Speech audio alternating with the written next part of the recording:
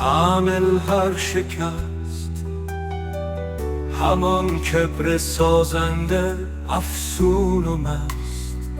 در آن لحظه هایی که به آنی گذشت نباید ز زشتی شود کاری پلشت. بگفتی که یابی به آخر بدشت غزالی خرامان و نکو بدشت. ولیکن چو آونگ برگشتی به من به انگه بگفتی که ای عشق من به هر شب تو بودی حاکم بر خیال.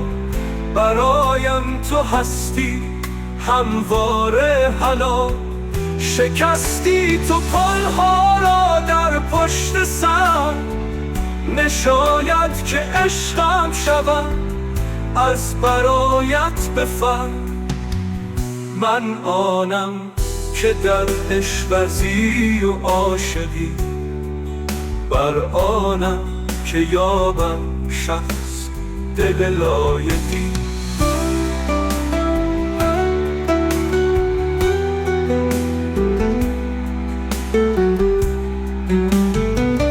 گرفتی تو در آسمون عشق و معرفت نمره ای خالی از مهر و مرحمت.